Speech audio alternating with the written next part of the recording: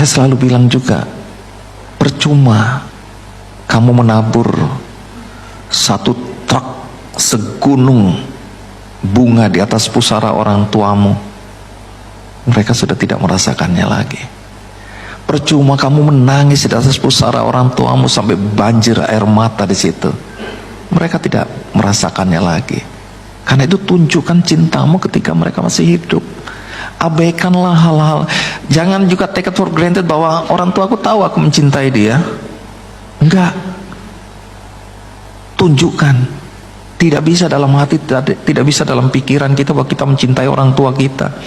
Kalaupun mereka bersalah, ini akhir dari cerita tadi itu, mau Ronika Pojos, mau Leon, mau siapa saja orang-orang yang marah pada orang tuanya, apakah itu ayah dan ibu, ujungnya adalah mereka merasa melepaskan beban ketika mereka memaafkan orang tua mereka. Ini nggak mudah, saya tahu nggak mudah. Saya nggak pernah merasakan memaafkan karena saya tidak pernah benci pada orang tua saya. Tapi dari cerita-cerita teman-teman yang pernah marah, benci pada orang tuanya, apakah itu ayah atau ibu, mereka merasa rilis, melepaskan beban itu ketika mereka memaafkan. Dan itu tidak mudah memaafkan. Karena ada misalnya anak perempuan yang saya dengar ceritanya, dia bilang dia pernah bahagia bersama ayahnya ketika ayahnya menunjukkan cintanya. Tapi ada waktu di mana ayahnya sudah mulai berselingkuh. Ayahnya mulai memukul ibunya. Dan ketika dia membela ibunya, dia dipukul oleh ayahnya.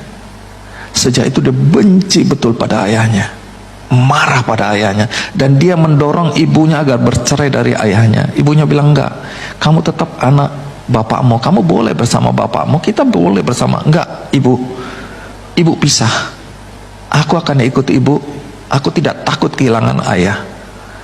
Dan dia yang mendorong ibunya untuk berpisah dari ayahnya.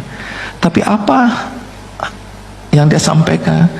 Dia bilang, saya hidup dalam perasaan marah, benci yang menggerogoti jiwanya, yang membuat dia kemudian berprasangka terus pada suaminya. Dia bilang, aku nggak menyelesaikan masalahku, akhirnya yang jadi korban adalah suamiku. Aku bercuriga terus sama suamiku, apakah dia mencintaiku, apakah suatu waktu nanti dia akan meninggalkanku, apakah perilakunya akan sama seperti ayahku, apakah dia akan mengecewakan, apakah dia akan memukul aku nanti.